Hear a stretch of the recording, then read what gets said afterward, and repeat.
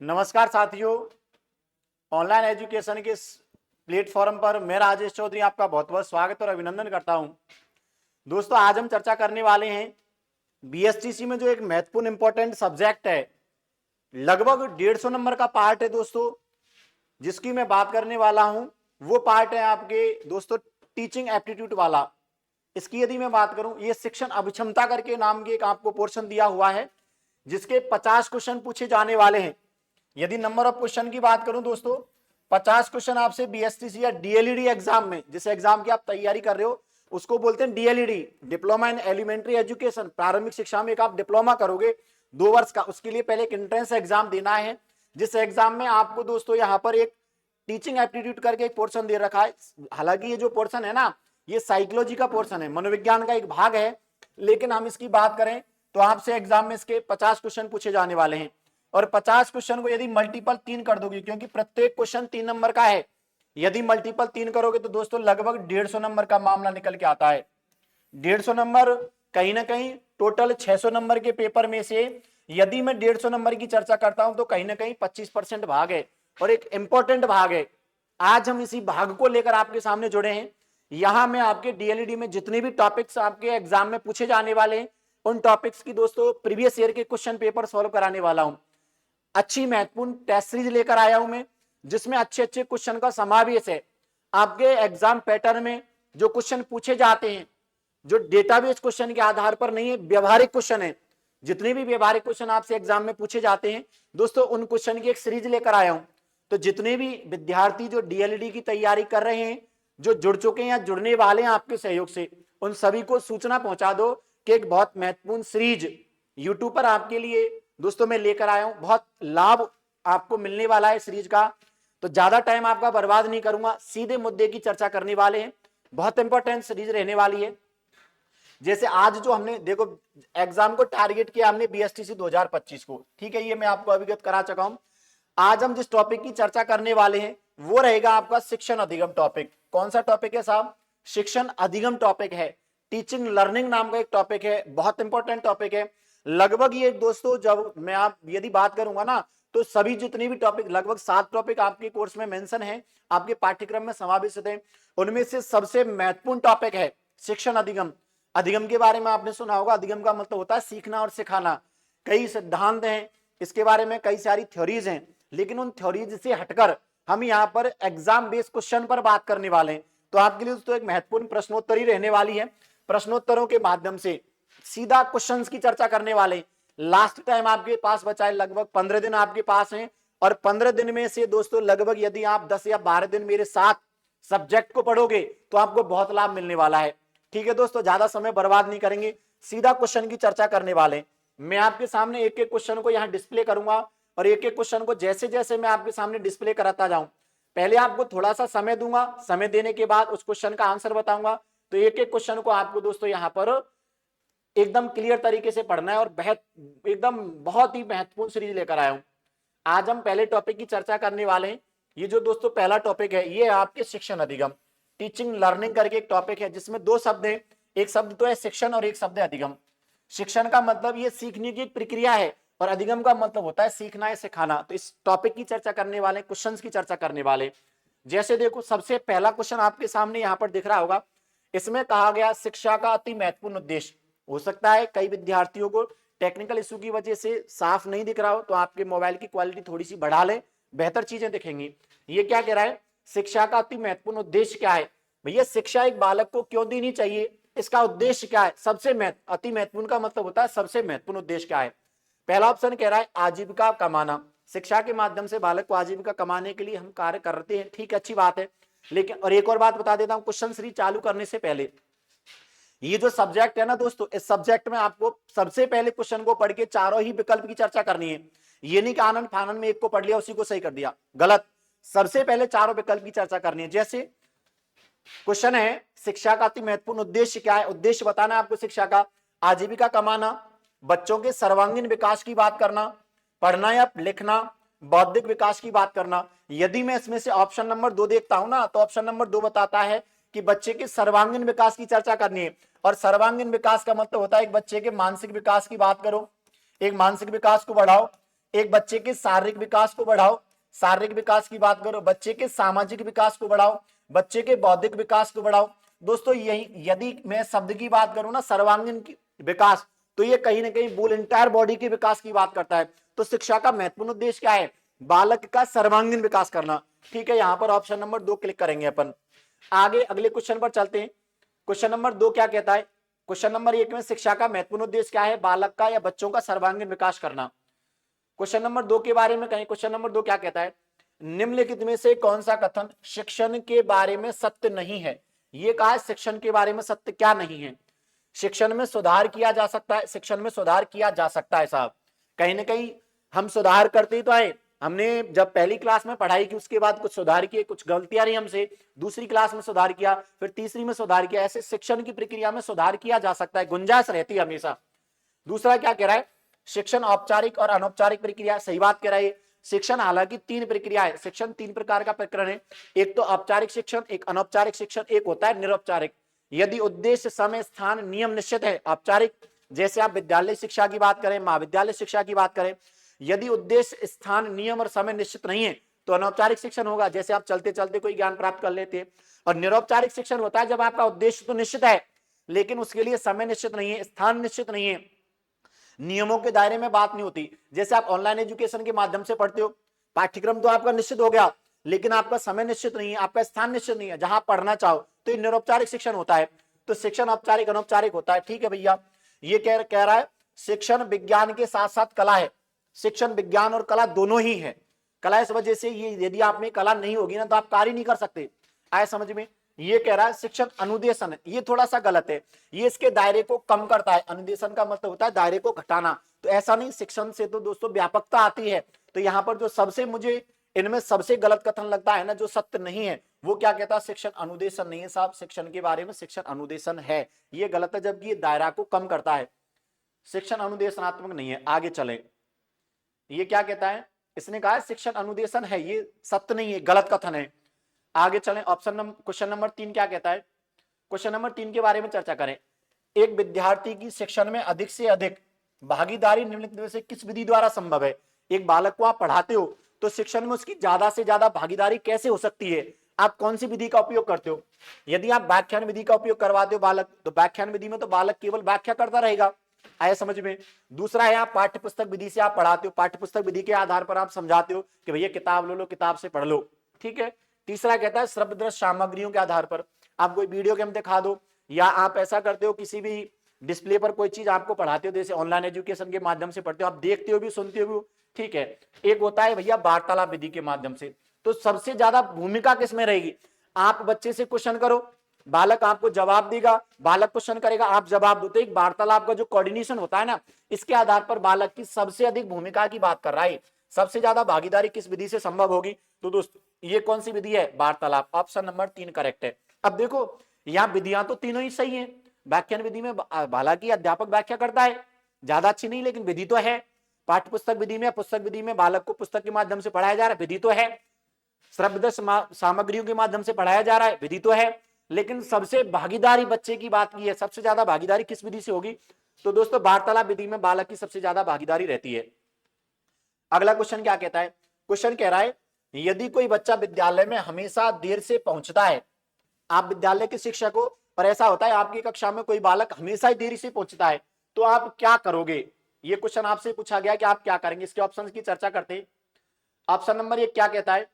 Option number 1 कह रहा है आप बालक उसे डांटेंगे ताकि वह यह गलती दोबारा नहीं करे। देखो ध्यान रखना, जब भी आपके सामने डांटने वाला, दंड देने वाला, प्रताड़ित करने वाला ऑप्शन यदि आए तो आपको बालक को कभी दंड नहीं देना है, क्योंकि सरकार मना कर रही है, प्रताड़ित नहीं करना है, ना मानसिक रूप से ना शारीरिक रूप से। तो दंड देने की बात की, ये तो गलत है साहब। आप प्रधानाचार्य को बताएंगे, हो सकता है कि आप हेडमास्टर को बता दें, हो सकता है। आगे चले, आगे क्या कह रहा है? उसके माता पिता से संपर्क करेंगे, आप माता पिता से कोऑर्डिनेट कर सकते हो सकता है ये भी। लेकिन अगला ऑप्शन क्या कहता है? बच्चे से बातचीत करके उसके कारणों को जानने का प्रयास करेंगे। आप जानेंगे कि बालक डेली लेट क्यों आ रहा है, विद्यालय में लेट क्यों आता है, उसके कारणों को जानो। अब उसके क्या कारण है, उन कारणों को दूर करने की कोशिश करो। तो सबसे बेहतर प्रयास आपके द्वारा यही किया जाएगा कि आप बच्चे से बातचीत करें और उसके कारणों को जानें। ऐसा हो सकता है कि भैया वो जिस बस से आता है वो लेट आती हो, ऐसा हो सकता है वो जिस मार्ग से आता है उसमें कठिनाइयां हो तो समय लगता है उसको पहुंचने में। तो जो भी समस्याएं, आप पहले बच्चे से बातचीत करें और बातचीत करने के बाद आप उस समस्या का समाधान करें। सबसे बेहतर ऑप्शन ऑप्शन नंबर 4 है। अगला क्वेश्चन नंबर 5 क्या कहता है? ये कह रहा है साहब, बालक केंद्रित शिक्षा के अंतर्गत क्या सम्मिलित नहीं है? यदि मैं बात करूं, शिक्षा की बात कर रहा हूं, शिक्षा बालक केंद्रित होनी चाहिए, लेकिन इसमें क्या सम्मिलित नहीं है? ये क्या कह रहा है? गृह कार्य देना। ठीक है, बच्चे को गृह कार्य दे रहे हो आप, इसका मतलब बच्चे पे काम करवा रहे हो। आगे क्या कहता है? बालक को प्रश्न पूछने के लिए प्रेरित करना। ये तो अच्छी बात है, करना चाहिए, बालक को प्रश्न पूछने के लिए प्रेरित करना चाहिए। आपको कोई समस्या तो नहीं, कोई समस्या तो आप बताओ। अगला क्या है? बालक की सृजनात्मकता को बढ़ाना, क्रिएटिविटी को तो बढ़ाने के प्रयास करने चाहिए, बालक की सृजनात्मकता को बढ़ाने के प्रयास करने चाहिए। ऐसा हो सकता है कि आप ही के क्लासरूम में से कोई बालक कलाम जी जैसा बन जाए, अबुल कलाम जी जैसा आया समझ में, वो भारत के लिए कोई अच्छी चीज बना दे। तो सृजनात्मकता की जो है ना बढ़ोतरी के लिए तो आपको चर्चा करनी होगी। अगला क्या कहता है? बालक के अनुभव को प्राथमिकता प्रदान करनी चाहिए। ये भी सही है, बालक के अनुभवों को भी प्राथमिकता प्रदान करनी चाहिए। इसमें सबसे गलत जो ऑप्शन कौन सा है? वो है बालक को आप गृह कार्य दे देते हो। ये गृह कार्य देना तो ऐसे हो गया आप अपने काम से बचते हो कि ये काम कर लाना, आए समझ में? तो यहां पर सम्मिलित कौन सा नहीं होगा दोस्तों? बालक केंद्रित शिक्षा के अंतर्गत सम्मिलित नहीं है कौन सा? गृह कार्य प्रदान करना। अगला क्वेश्चन क्या कहता है? अगला क्वेश्चन कहता है, कक्षा का वातावरण नहीं होना चाहिए। कैसा नहीं होना चाहिए? शांत नहीं होना चाहिए, शांत तो होना चाहिए, शोरगुल से भरा नहीं होना चाहिए साहब, अनुशासनपूर्ण होना चाहिए, मित्रतापूर्ण होना चाहिए। मित्रतापूर्ण का मतलब है जब तक आपका बालकों से अच्छा कोऑर्डिनेशन नहीं होगा ना, तब तक आप बालकों को पढ़ा नहीं सकते। इसका मतलब है मित्रतापूर्ण व्यवहार आपको करना होगा, कक्षा का माहौल शांत रखना होगा, कक्षा को अनुशासन में रखना होगा, लेकिन कक्षा को आप शोरगुल में नहीं देख सकते, आए समझ में? तो शोरगुल से भरा हुआ माहौल नहीं होना चाहिए। यहां पर ऑप्शन 2 करेक्ट होगा। आगे चले, क्वेश्चन नंबर 7 क्या कहता है? एक बच्चा कार्य करते समय, ये क्या कह रहा है? एक कोई बालक है वो कार्य करते समय ऊबने लगता है साहब। तो आप इस ये क्या बात की ओर संकेत करता है कि एक बालक है, आप कक्षा में पढ़ाते हो ना, तो उस कार्य के दौरान ऊबने लगता है, तो इसमें क्या हो सकता है? देखो ऑप्शंस की चर्चा करें। ऑप्शन क्या कहता है? ये कह रहा है संभवतः कार्य यांत्रिक रूप से बार बार हो रहा है। कोई कार्य है ना, उसको दोस्तों बार बार किया जा रहा है। ठीक है, बच्चा बुद्धिमान नहीं है, बच्चा बुद्धिमान आपको क्या लेना देना? बच्चा बुद्धिमान है, आपके पढ़ाने पर संकोच करो, बच्चे पर आपको कभी संकोच नहीं करना है। ठीक है, ये क्या कह रहा है? बच्चे में सीखने की योग्यता नहीं है, बालक सीख रहा है, कार्य करता है, तो ये तो गलत होगा, बच्चे को अनुशासित करने की जरूरत है। अच्छा, बच्चे में गलतियां निकाल रहे हो, कहीं ना कहीं आपकी गलती है, आप संभवतः जो कार्य करा रहे हो वो बार बार आप मैकेनिकल रूप से करा रहे हो, और वो बार बार करा रहे हो, आप लगातार आप एक ही कार्य को दोहराते हो, तो बालक निश्चित उबने लगेगा उस कार्य से, आया समझ में? आप कोई ऐसी विधि है जो उसको बार बार उपयोग में लाते हो, इसका मतलब बालक उस विधि से उबने लग जाता है। अरे एक ही तरह का यदि खाना खाते हो तो उस खाने से उबने लग जाते हो क्या?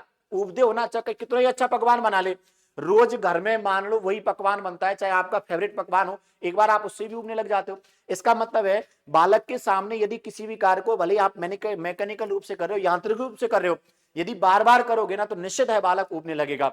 तो यहाँ पर ज्यादा बेहतर कौन सा है? ये हो सकता है कि आप एक कार्य को यांत्रिक रूप से कर रहे हो जिससे बालक भैया उब रहा है। अगला क्वेश्चन क्या है?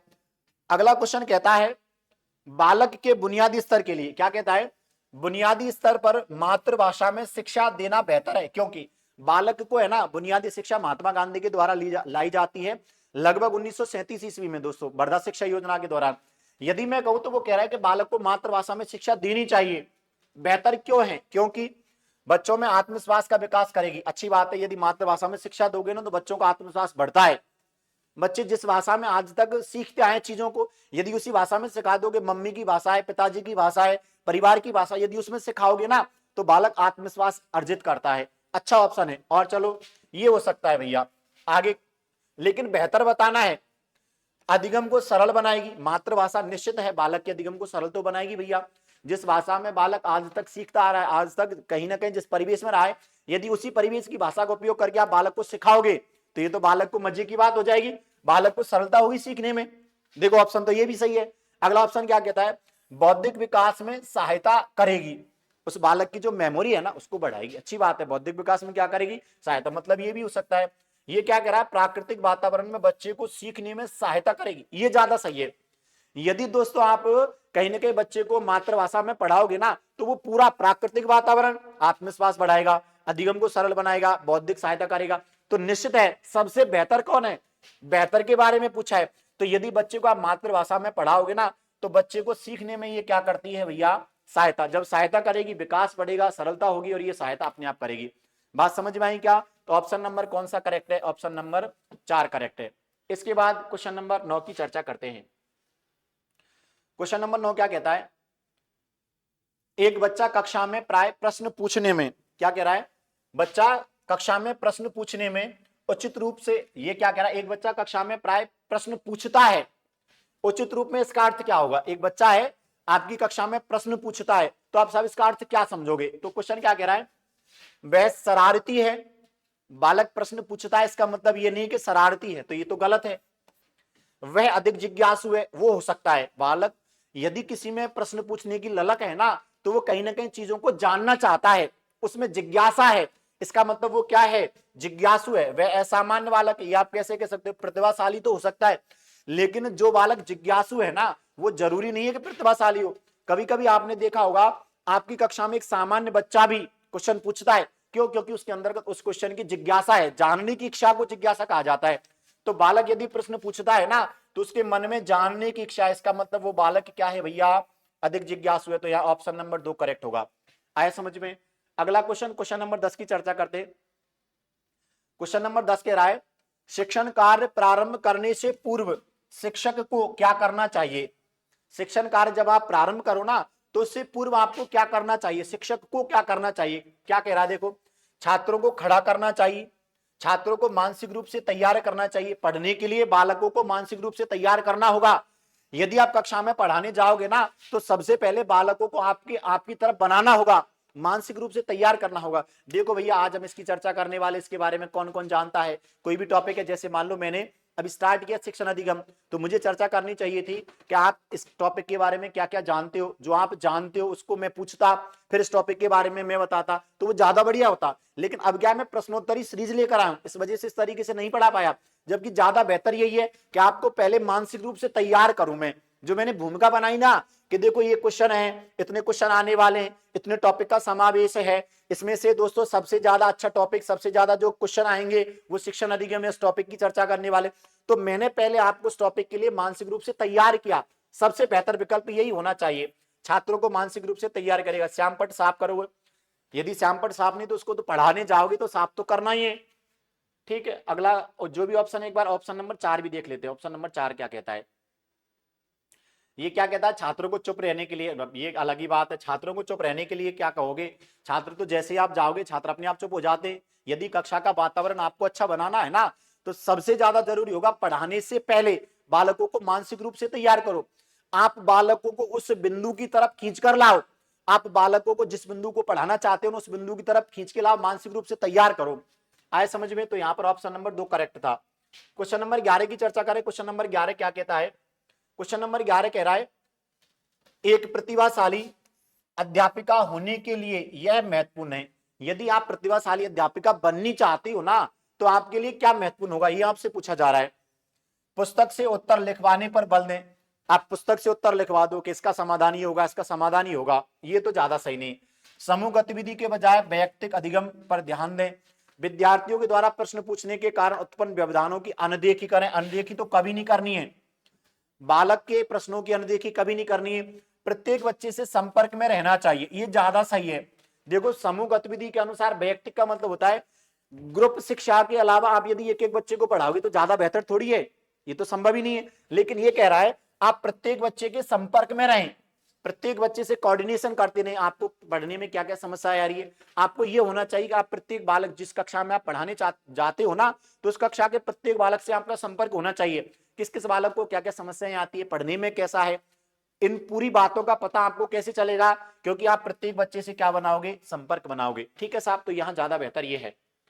क्वेश्चन नंबर 12 की चर्चा करते हैं। क्वेश्चन नंबर 12 क्या कह रहा है, क्वेश्चन नंबर 12 कहता है शिक्षक का सबसे मुख्य जिम्मेदारी क्या है। क्वेश्चन नंबर 12 ने क्या कहा है, शिक्षक की सबसे महत्वपूर्ण जिम्मेदारी क्या है? कठोर अनुशासन बनाए रखना। ठीक है, अनुशासन बनाए रखना हो सकता है, लेकिन मुख्य जिम्मेदारी बतानी है। विद्यार्थियों को विभिन्न अधिगम शैलियों के अनुसार सीखने के मौके उपलब्ध कराना, पाठ योजना तैयार करना, पढ़ाने जाओगे तो पाठ योजना तैयार करोगे। यथासंभव क्रियाकलापों का आयोजन करना, तो आप पढ़ाने जाओगे तो आयोजन करना होगा। लेकिन सबसे महत्वपूर्ण जिम्मेदारी क्या है? विद्यार्थियों को विभिन्न अधिगम शैलियों के अनुसार सीखने के मौके उपलब्ध कराना। आपको बालकों को है ना प्रत्येक विधि के अनुसार मौके उपलब्ध कराने पड़ेंगे कि ऐसे सीख सकते हैं। आया समझ में? तो सबसे महत्वपूर्ण जिम्मेदारी क्या है आपकी? विद्यार्थियों को विभिन्न अधिगम शैलियों के अनुसार सीखने के मौके उपलब्ध कराना। क्वेश्चन नंबर 13 की बात करें। क्वेश्चन नंबर 13 क्या कहता है? एक बालक के द्वारा, आप एक शिक्षक हो, एक शिक्षक एक बच्चे के द्वारा की गई छोटी छोटी गलतियों पर क्रोध प्रकट करता है। मान लो आप एक शिक्षक हो और आपकी कक्षा में कोई बालक है, कोई भी बालक है, मान लो वो आप छोटी छोटी गलतियां जैसे बालक करता है ना, तो आप उस पर क्रोध प्रकट करते हो। क्या करते हो? क्रोध प्रकट करते हो। तो कहीं ना कहीं इसमें क्या कारण हो सकता है? ये क्या इंगित करता है? आप बच्चे की शुभचिंता को आगे चलो, उसमें जानने की, उसमें ज्ञान की कमी है बालक में, वह कुंठित है, वह संवेदन रूप से संतुलित नहीं है। शिक्षक के बारे में आप ये कह सकते हो, यदि आप शिक्षक हो ना और बार बार एक बालक गलतियां करता है और आप गलतियों पर क्रोध प्रकट करते हो, शिक्षक बालक की गलतियों पर, छोटी छोटी गलतियां हैं, ऐसा हो सकता है वो मान लो किसी से छोटी सी बात कर रहा है, पेन ले रहा है, आप उस पर गुस्सा हो जाओ। आए समझ में? ऐसा हुआ कोई कॉपी मांग रहा है, आप उस पर गुस्सा हो जाओ। तो छोटी छोटी गलतियों पर यदि आप गुस्सा होते हो ना, इसका मतलब है आपके जो संवेग है ना, वो संवेगों पर आपका कंट्रोल नहीं है। तो ये ज्यादा है, आप संवेदनात्मक रूप से क्या नहीं हो? संतुलित नहीं हो। जो आपके संवेग है ना, आप गुस्से पर कंट्रोल नहीं कर सकते, आप कहीं ना कहीं बच्चों से घृणा करने लग जाते हो, इसका मतलब आप संवेगों पर कंट्रोल नहीं कर पाते हो, तो आप संवेगात्मक रूप से संतुलित नहीं है। ये ज्यादा ऑप्शन सही है। क्वेश्चन नंबर 14 के बाद 15 की, 14 की बात करें, क्या कह रहा है? 13 के बाद 14 की बात की हमने। निम्न कक्षाओं में पढ़ाते समय एक शिक्षक को प्राथमिकता देनी चाहिए। यदि आप छोटे कक्षाओं में पढ़ाने जाओ ना, तो आपको क्या प्राथमिकता देनी चाहिए?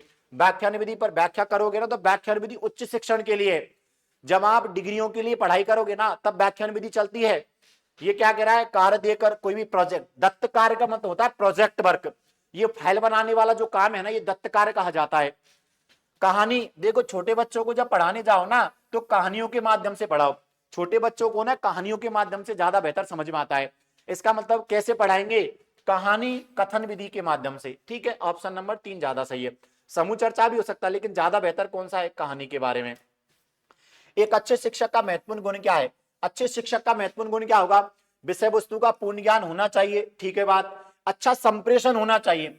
विषय वस्तु का ज्ञान तो है, लेकिन यदि आपका संप्रेषण अच्छा नहीं है ना, आपने देखा होगा कई कई टीचर ऐसे होते हैं जिनको ज्ञान तो बहुत है, लेकिन वो रिप्रेजेंट नहीं कर सकते, बालकों को अभिव्यक्त कैसे करना है उस विषय वस्तु को, ये नहीं बता सकते। तो निश्चित है संप्रेषण अच्छा होना चाहिए। आया समझ में? विद्यार्थियों के हित में तो ध्यान रखोगे, प्रभावी नेतृत्व का गुण होना चाहिए, लेकिन सबसे बेहतर कौन सा है? आपका संप्रेषण बढ़िया होना चाहिए। होने को तो सभी सही है, पूर्ण ज्ञान होना चाहिए, विद्यार्थियों के हित को ध्यान रखना चाहिए, नेतृत्व अच्छा होना चाहिए, लेकिन जो सबसे अच्छा है वो क्या है? आपका संप्रेषण है ना, वो कहीं ना कहीं प्रभावी होना चाहिए। आपके द्वारा कही गई प्रत्येक बात बालक को समझ में आनी चाहिए, तब तो आपका संप्रेषण क्या माना जाएगा? अच्छा। बात समझ में आई कि नहीं आई? तो यहां पर कौन सा सही होगा? ऑप्शन नंबर 2 करेक्ट है। क्वेश्चन नंबर 16 की चर्चा करें। क्वेश्चन नंबर 16 क्या कहता है? एक शिक्षक का कक्षा में कार्य करना चाहिए। एक शिक्षक कक्षा में कैसे कार्य करेगा? प्रगतिशील भूमिका में। ठीक है, हम मान सकते हैं कि लगातार प्रगतिशील भूमिका में शिक्षक को कार्य करना चाहिए। बच्चे के बारे में आगे से आगे उसको जानकारी रखनी चाहिए। दूसरा क्या कह रहा है? प्रभुत्ववादी। प्रभुत्ववादी का मतलब होता है कि अपन शहंशाह बन के बैठ के, शिक्षक आप कक्षा में पढ़ाने जाते हो, आप वहां कोई दादागिरी करने नहीं जाते हो, आप वहां शहंशाह बनने नहीं जाते हो कि मेरा ही प्रभुत्व होगा, जो मैंने कह दिया वही सही है, ऐसा नहीं होना चाहिए। अगला ऑप्शन क्या कहता है? प्रजातांत्रिक भूमिका होनी चाहिए। अच्छा, प्रजातांत्रिक भूमिका क्या होती है? जब आप बालकों से सहसंबंध बना के विषय वस्तु को आगे बढ़ाते हो ना, बालकों से पूछ पूछ कर जब आप चीजों को आगे बढ़ाते हो, भैया देखो इस टॉपिक में आपको कोई समस्या तो नहीं आई, किन बालकों को क्या क्या समस्या आई, तो उन समस्याओं के बारे में जानकर। प्रजातांत्रिक का मतलब होता है, जैसे आपने गवर्नमेंट को देखा है क्या, तो गवर्नमेंट लोकतांत्रिक या प्रजातांत्रिक तरीके से काम करती है, वो जनता के हितों को ध्यान में रखती है और फिर अपने निर्णय लेती है। तो टीचर भी ऐसा होना चाहिए, बालक के हितों को ध्यान में रखे फिर कार्य करे। इसका मतलब है टीचर है ना, शिक्षक कैसा होना चाहिए? प्रजातांत्रिक भूमिका में। ठीक है, अगले क्वेश्चन की चर्चा करते हैं। क्या कह रहा है? एक प्रभावी शिक्षक वह है जो कर सकता है, क्या कर सकता है? कक्षा का नियंत्रण। ठीक है भैया, कम समय में प्रभावी शिक्षक उसको माना जाता है जो क्या कर सकता है, कक्षा का नियंत्रण करना पड़ेगा, कम समय में अधिक सूचना देनी पड़ेगी, ये आपके कार्य है। लेकिन प्रभावी शिक्षक के रूप में क्या कह रहा है, और देखें और ऑप्शन कौन कौन से हैं। अगला ऑप्शन क्या कहता है, विद्यार्थियों को सीखने के लिए क्या करना, अभिप्रेरित करना। यदि आप प्रभावी शिक्षक हो ना, तो आपको बालकों को बार बार चेताना होगा सीखने के लिए, अभिप्रेरित करना होगा, शाबाश तुम ये कर सकते हो, शाबाश तुम ये कर सकते हो। तो ये भूमिका कौन सी है, ये है बालकों को आपको क्या करना होगा, अभिप्रेरित करना होगा। यदि आप अच्छे शिक्षक हो ना, तो आप बालकों को, आपके पढ़ाए हुए बालकों को हमेशा क्या करोगे, अभिप्रेरित करोगे। आया समझ में।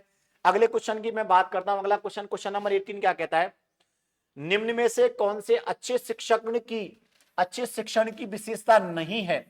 अच्छे शिक्षण की विशेषता क्या नहीं है, स्वेच्छाचारी हो। स्वेच्छाचारी का मतलब होता है अपने बारे में सोचने वाला हो, ऐसा शिक्षण नहीं होना चाहिए। जनतांत्रिक का मतलब होता है सबके बारे में सोचना, बालकों के बारे में सोचना। सहानुभूति का मतलब होता है बालकों के बारे में सहानुभूति रखना।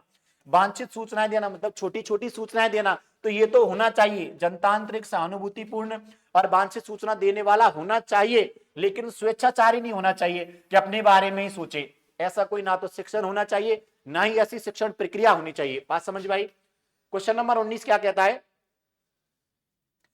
एक आदर्श अध्यापक को एकाग्रचित होना चाहिए। एक आदर्श अध्यापक है ना, उसको एकाग्रचित कैसे होना चाहिए, ये पूछ रहा है। किन किन कारणों से, शिक्षण विधि पर। ठीक है भैया, आप पढ़ाने जाओगे तो आपको शिक्षण विधियों का ज्ञान होना चाहिए, आप शिक्षण विधियों पर केंद्रित रहो। एकाग्रचित का मतलब होता है केंद्रित रहना। दूसरा क्या कह रहा है, सीखने वाले विषय पर, जो आप सीखोगे ना, जो आप बालकों को सिखाओगे, उस विषय पर आपको बालकों को केंद्रित करना होगा। छात्र को उनके व्यवहार, छात्र और उनके व्यवहार पर, छात्रों के बारे में आपको जानना होगा, उनके व्यवहार के बारे में जानना होगा। इसका मतलब उपयुक्त सभी होगा। जब उपयुक्त सभी दिख जाए ना, तो ज्यादातर सिचुएशन में उपयुक्त सभी ही सही है, क्योंकि तीनों ही बढ़िया ऑप्शन है। तो सबसे बढ़िया कौन है, जिसमें तीनों ही है, उपयुक्त सभी। आया समझ में। क्वेश्चन नंबर 20 की चर्चा करें। क्वेश्चन नंबर 20 क्या कहता है, जिस कक्ष में विविध पृष्ठभूमि से विद्यार्थी आते हैं, वहां एक प्रभावी शिक्षक। विविध पृष्ठभूमि का मतलब होता है अलग अलग जगह या अलग अलग वातावरण से जब बालक आते हैं ना, तो एक प्रभावी शिक्षक क्या करेगा, समूह में व्यक्तिगत विभिन्नताओं को बताने के लिए उनकी सांस्कृतिक जानकारियों पर ध्यान देगा। अरे व्यक्तिगत विभिन्नता का मतलब होता है अलग अलग चीजें बताना, बालकों को बांटने वाली बात हो गई व्यक्तिगत विभिन्नता। तो अगला क्या कह रहा है, वंचित पृष्ठभूमि के, जो भी उनकी जो पृष्ठभूमि है ना, अलग अलग क्षेत्र से आए, उनको कठिन परिश्रम करने के लिए कहेगा, ताकि अपने साथियों के बराबर पहुंच सके। ऐसा नहीं है, जो वांछित पृष्ठभूमि से आए ना, वांछित पृष्ठभूमि का मतलब होता है जो बेचारे सुविधा प्रदत्त बालक नहीं, जिनको सुविधाएं नहीं मिली, तो उनको आप और अधिक कार्य दोगे, और अधिक कार्य दोकर ये कहोगे उनके बराबर आओ, तो ये तो नेगेटिव वाला भाव है। अगला ऑप्शन देखते हैं। अगला ऑप्शन क्या कहता है, ये कह रहा है भैया सांस्कृतिक जानकारी की अनदेखी करेंगे। आपको उनके वातावरण से कोई मतलब नहीं होना चाहिए कि बालक कहां से आए, उसकी तो आप अनदेखी करो, उनकी क्या करेंगे, आप अनदेखी करेंगे। तथा एक सर्वसामान्य तरीके से बालकों के साथ समान व्यवहार करेंगे। सर्वसामान्य का मतलब होता है दोस्तों, सर्वसामान्य का मतलब होता है, पहले तो आप इस बात की अनदेखी करो कि कौन कहां से आए, ये तुम्हें मतलब नहीं होना चाहिए। कौन सा बालक कमजोर वर्ग का है, कौन सा बालक सामान्य वर्ग का है, उच्च वर्ग का है, इससे आपको कोई मतलब नहीं होना चाहिए। कौन सा बालक प्रधानाचार्य का पुत्र है, कौन सा बालक सामान्य जो है माता पिता का पुत्र है, इससे आपको कोई मतलब नहीं होना चाहिए। आपको सभी बच्चों के साथ समान व्यवहार करना है। ये कह रहा है एक सर्वमान्य तरीके से सभी विद्यार्थियों के साथ व्यवहार करेगा, तो ये ज्यादा सही है। आया क्या समझ में, ऑप्शन नंबर 3 करेक्ट है। ठीक है साहब। 4 व समान पृष्ठभूमि के आधार पर विद्यार्थियों के समय बना, ऐसे थोड़ी है कि अलग अलग ग्रुप बना दो कि तुम वहां से आए हो, तुम्हारा ग्रुप अलग है, तुम्हारा ग्रुप अलग है, तुम्हारी पृष्ठभूमि, भैया अमीर अमीर अलग है जाओ, गरीब गरीब अलग हो जाओ, सामान्य वर्ग अलग हो जाओ, ऐसा संभव थोड़ी है। ऐसा आपको नहीं करना है, आपको सबको साथ रखना है। तो पहले तो आपको सांस्कृतिक जानकारी की अनदेखी करनी होगी। आपको ये मतलब नहीं होना चाहिए कि कौन सा उच्च वर्ग से है, कौन सा निम्न वर्ग से, इसको तो आप अनदेखी में लाओ। और दोस्तों कहीं ना कहीं सबके साथ एक सामान्य तरीके से आपको पढ़ाना होगा। तो दोस्तों एक 20 क्वेश्चन की सीरीज लेकर आया, हालांकि इसमें क्वेश्चन लगभग 60 या 70 लेके आने वाला हूं।